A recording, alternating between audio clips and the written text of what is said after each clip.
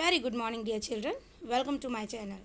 Myself, Mrs. Preeti Tiwari. Today we are going to start chapter 2, Land, Soil, Water, Natural Vegetation and Wildlife Resources, part 2. In part one हमने part one में क्या देखा था? हमने ये part one में देखा था दो जो मुंबा और पीटर जो थे, दो की स्टोरी देखी थी. उसके बाद हमने लैंड पैटर्न देखा था कि उसका इस्तेमाल हम कैसे करते हैं. हमने लैंड यूज़ को देखा था. वेरियस कंट्रीज़ में अलग अलग जो लैंड एरिया है परसेंटेज में वो क्या था, ये भी हमने देखा था. इसके बाद हमने देखी कैसे लैंड के 4 पार्ट देखे थे. हमने आपको इसका डायग्राम बनाने भी कहा था. तो इसके बाद हम आगे आज हम स्टार्ट करेंगे conservation of land resources. Conservation of land resources मतलब कैसे हम लैंड रिसोर्सेज को बचा सकते हैं, संरक्षित कर सकते हैं. ठीक है. So let start the portion. Growing population and their ever-growing demands has led to a large-scale destruction of forest cover and arable land and has created a fear of losing this natural resource. देखिए, हम जितनी भी जो हमारी population है वो growth हो रही है और हमारी जब डिमांड्स हैं वो भी बढ़ते जा रही हैं. आजकल देखो सबके अलग अलग घर हो रहे हैं ना. मतलब फैमिली जो है डिवाइड होने लगी है, एकल फैमिली हो रही है. इसके साथ साथ ज़्यादातर अर्बनाइजेशन हो रहा है. अर्बनाइजेशन मीन्स शहरीकरण हो रहा है और धीरे धीरे हम उसको बना रहे हैं. सड़कें बन रही है, हम उसमें रेल बना रहे हैं. तो जो लैंड यूज़ प्रोपोर्शन है वो बहुत ज़्यादा हो रहा है और लैंड हमारे पास सीमित ही है, लिमिटेड है. और हम इसके लिए क्या कर रहे हैं, फॉरेस्ट को काट रहे हैं. जितने भी हमारे जंगल एरिया है वो ख़त्म हो रहे हैं. एरेबल लैंड में जितनी पॉपुलेशन बढ़ेगी तो उनकी डिमांड बढ़ेगी, भूख बढ़ेगी. तो हम इसके लिए क्या कर रहे हैं, फसल लगाने के लिए हम अपने फॉरेस्ट को काट कर क्लियर करके एरेबल लैंड बना रहे हैं. इसके बाद हमने अपने घर भी रहने के लिए उसी में सब बनाने लगे हैं अपने जितने भी. तो ये हो रहा है जितने भी नेचुरल रिसोर्सेज है ये एक तरीके का डर है कि वो कभी ना कभी हमारे जो इन्वायरमेंट है उसको नुकसान पहुंचाएंगे. Therefore the present rate of degradation of land resources, यही कारण है कि जो लैंड डिग्रेडेशन, जो लैंड की क्षमता है वो कम हो रही है, उसको चेक किया जाना चाहिए. Must be check. अफॉरेस्टेशन मतलब पेड़ लगाना. लैंड रिक्लेमेशन मतलब ज़मीन की जो उपयोगिता है उसको अच्छे से करना. Regulated use of chemical pesticides and fertilisers and check on overgrazing are some of the common method use to conserve land. ये कुछ लैंड है जिसमें केमिकल पेस्टिसाइड्स को हम रिड्यूस कर सकते हैं, फर्टिलाइज़र का कम से कम इस्तेमाल कर सकते हैं, नेचुरल जो खाद होती है ह्यूमस उसका इस्तेमाल कर सकते हैं हमारी फसल में ताकि हम लैंड को कंजर्व कर सकें.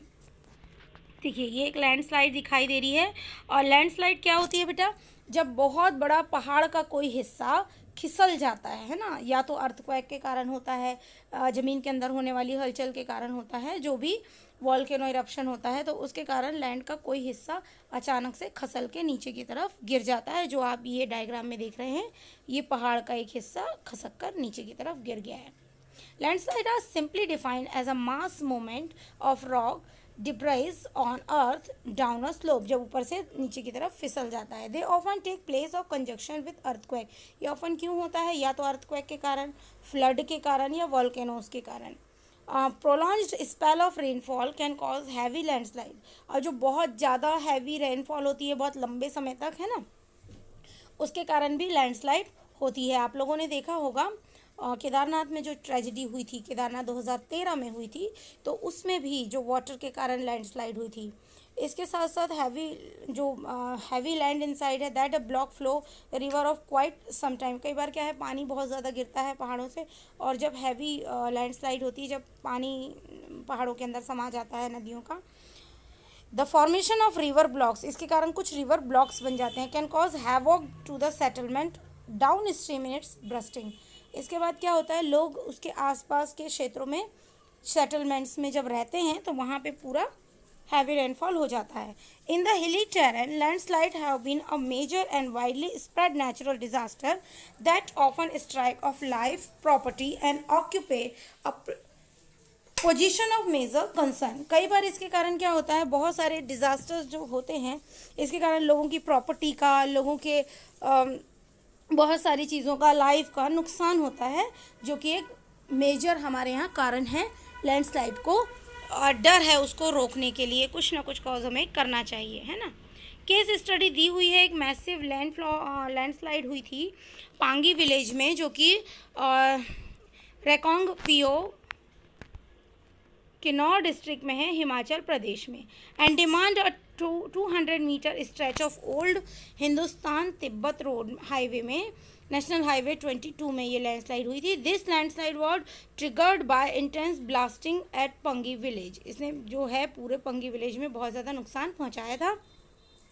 और ये जो ब्लास्टिंग हुई थी, weak zone of slope collapsed and cause intense damage to the road and nearby villages. इसकी वजह से आसपास की गाँव में रोड में बहुत ज़्यादा नुकसान हुआ था। The Pangi village was completely vacated and avoid any possible loss of life. बहुत ज़्यादा नुकसान हुआ था और जीवन की संभावनाएं लगभग उस एरिया में समाप्त हो गई थी।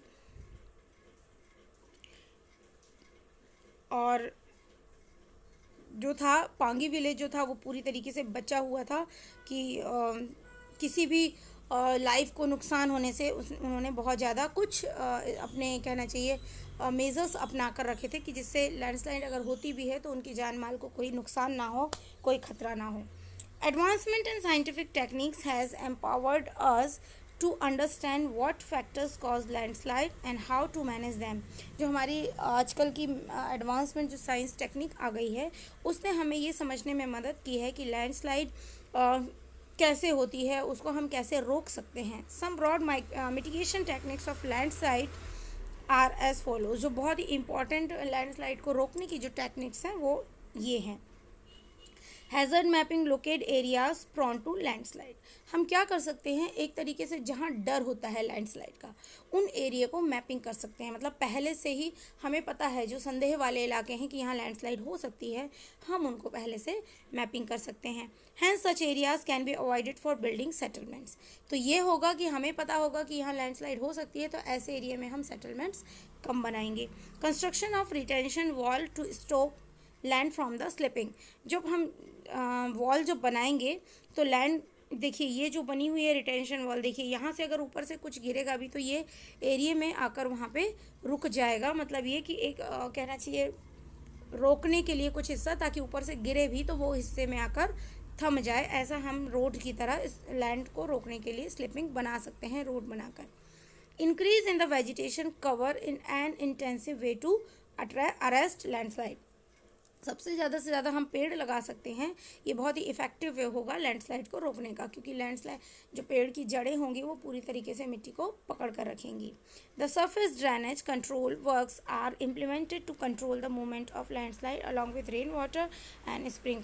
जो सरफेस है, अगर हम ड्रेनेज कंट्रोल करेंगे, मतलब पानी के बहाव को रोकेंगे, मतलब पानी अंदर अंदर अंदर अंदर समाते रहता है तो वो धीरे धीरे धीरे धीरे ढीला होकर फिर गिरने लगती है, पहाड़ पूरे खसकने लगते हैं। लेकिन अगर हम ड्रेनेज सिस्टम मतलब पूरी तरीके से अच्छे से बना देंगे तो वो मिट्टी में दलदल जैसा एकदम पानी समाएगा नहीं पहाड़ों के अंदर, जिसके वजह से रेन वाटर और जो बाकी स्प्रिंग फ्लो है वो साइड में जो है बहकर चला जाएगा। तो इससे लैंडस्लाइड को कंट्रोल काफ़ी हद तक किया जा सकता है। So let start soil. The thin layer, आपको सभी को पता है मिट्टी क्या होती है, हमारी जो सरफेस की सबसे ऊपरी परत होती है ना। Thin layer of granary substance covering the surface of the earth is called soil. जो ऊपर का मिट्टी का जो ऊपर की जो परत होती है धरती की भूपरपट्टी की, ये जो परत होती है पतली सी, इसमें कुछ ग्रैंडरी मतलब ऐसा कुछ चट्टान वटानों का बारीक जो चट्टानें होती है जिस पर पेड़ पौधे लगते हैं उसे हम मिट्टी कहते हैं। It is closely linked to land, और ये पूरे लैंड से जुड़ी हुई है। Land forms determine the types of soil. जो लैंड फॉर्म्स होते हैं वो डिटरमाइन करते हैं कि वहाँ की मिट्टी कैसी होगी। Soil is made up organic matter. Soil organic matter से बनती है और मिनरल्स होते हैं उसमें। वेदर्ड रॉक होती है फाउंड ऑन द अर्थ, जो चट्टानों के टूटने फूटने से और मिनरल्स उसमें मिले हुए रहते हैं। पानी होता है, वेदरिंग मतलब ये मौसम का परिवर्तन होता है, हवा पानी का, इससे वो अर्थ की जो है प्रॉपर्टीज़ चेंज हो जाती है और वो मिट्टी में तब्दील हो जाती है। This happens through the process of weathering, और ये सब प्रोसेस होती है वेदरिंग के कारण। वेदरिंग क्या है, वही हमने आपको बताया अभी, जो चेंज होती है जो चट्टानें टूटती फूटती हैं, जो चट्टानों के अंदर पत्तियाँ वत्तियाँ जो है वो प्लांट्स हैं एनिमल्स हैं वो डिके होते हैं, सड़ते हैं, है ना, उसके कारण होती है। ये देखिए यही weathering. The breaking up and decay of exposed rock, जो रॉक हैं वो टूटती फूटती हैं टेम्परेचर के कारण। कभी तापमान बहुत ज़्यादा गर्म होता है, कभी ठंडा होता है, इसके साथ साथ फ्रॉस्ट एक्शन होता है प्लांट्स और एनिमल और मैन का, तो उसके कारण मिट्टी बनती है। The right mix of mineral और organic matter make the soil fertile. जो और राइट मात्रा में जो मिनरल्स और ऑर्गेनिक मैटर मिले हुए होते हैं तो वो मिट्टी को उपजाऊ बनाते हैं। आप लोगों ने देखा होगा कहीं की मिट्टी बहुत ज़्यादा उपजाऊ होती है, अच्छी फसलें होती है, और कहीं मिट्टी बैरन होती है, मतलब कहना चाहिए डेजर्टी होती है जिस पर फसलें उतनी अच्छी नहीं होती। ये देखिए आपको ये जो हमारा है सॉइल की प्रोफाइल दी हुई है। सबसे ऊपरी परत है, फिर इसमें 4 परतें दी हुई है। Top soil with humus and vegetation, sub soil with sand, silt and clay. Third है अपना वेदर्ड रॉक मटेरियल। फोर्थ है पेरेंट रॉक है, मतलब पेरेंट रॉक मतलब जो सबसे शुरू में जो उस फसल सबसे शुरू में जो हमारी चट्टानें रही होगी जो कि लावा के उससे बनती है, उसके बाद फिर वो वेदर्ड होती है, उसमें चेंजेस आते हैं, फिर धीरे धीरे उसमें टूट फूट होती है, चेंजेस आते आते धीरे धीरे वो सॉइल में तब्दील होती है ना। ये रही हमारी सॉइल प्रोफाइल। अब कौन से वो फैक्टर्स हैं जो सॉइल फॉर्मेशन को डिटरमाइन करते हैं, मतलब जो मिट्टी बनती है वो कौन कौन से फैक्टर्स ऐसे हैं जो मिट्टी को बनने से प्रभावित करते हैं। देखिए, the major factor of soil formation are the nature of the parent rock. जो मेन फैक्टर्स होगा सॉइल फॉर्मेशन वो होगा नेचर पेरेंट रॉक का, मतलब जो पहली रॉक होगी जो बनी होगी वो कैसी होगी, उसके आधार पे सॉइल सॉइल डिटरमाइन होती है। Other factors are the topography. Topography मतलब उसकी स्थिति कि वो ज़मीन में कहाँ है, पहाड़ों में है, पठार में है, मतलब प्लेट्यू में है, प्लेन में है, डेजर्ट एरिया में है, कि वो उस टोपोग्राफी मतलब उसकी स्थिति कि वो कहाँ है, नदी के पास है या फिर सूखे स्थानों में कहाँ है। Role of organic material, organic material जो उस पेरेंट रॉक के अंदर होंगे वो, और time taken for the composition of soil formation, और सॉइल फॉर्मेशन बनने में उस मिट्टी को कितना टाइम लगा। All this differ from place to place, लेकिन ये सभी के सभी अलग अलग जगह के अनुसार अलग अलग होते हैं। देखिए सॉइल दिया हुआ है, इसको भी आपको अपने डायग्राम कॉपी में बनाना है। इसको भी पेरेंट रॉक डिटरमाइन करते हैं उसका कलर, टेक्सचर, केमिकल। देखिए आप लोगों ने मिट्टी देखा होगा, कहीं रेड होती है, कहीं ब्लैक होती है ना, कहीं भूरी मिट्टी होती है। तो ये सारी चीज़ें पेरेंट रॉक के ऊपर डिपेंड करती हैं। डिटरमाइन करता है मिट्टी का कलर, उसका टेक्सचर कैसा होगा, चिकनी होगी, भूरी होगी, या फिर वो भुरभुरी मिट्टी होगी, रेतीली मिट्टी होगी, कैसी होगी, ये पेरेंट रॉक डिटरमाइन करता है। केमिकल प्रॉपर्टीज़ उसके अंदर क्या क्या है, मिनरल्स कंटेंट और परमेबिलिटी, मतलब उसकी जो क्षमता है वो कितनी होगी, उसके अंदर केमिकल वगैरह कितना होगा जिससे वो फर्टाइल होगी या नहीं होगी।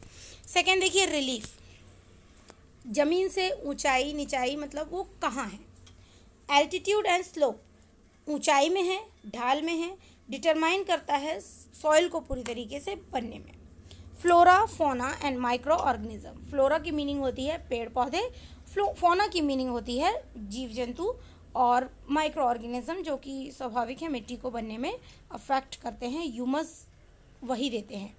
इसके बाद आता है टाइम। टाइम जो है वो डिटरमाइन करता है मिट्टी की थिकनेस, सॉइल प्रोफाइल में मिट्टी की थिकनेस को टाइम ही डिटरमाइन करता है। इसके बाद आता है climate, temperature, rainfall influence the rate of weathering and humus, ये सभी डिटरमाइन करता है कि सॉइल कैसे होगी। ये देखिए, do you know it takes hundreds of year to make just 1 centimetre of soil. मात्र 1 सेंटीमीटर मिट्टी की परत को बनने के लिए कई 100 साल लग जाते हैं, मतलब ये कितने धीरे से बनता है। Enough for today, dear students. We read about soil and soil profile. Please make the soil profile diagram in your notebook, geography notebook, in blank side, and after it you have to make the soil factors, है ना, factors of soil formation. Thank you everyone. Have a nice day. We will meet in our next video. We will complete the chapter. Thank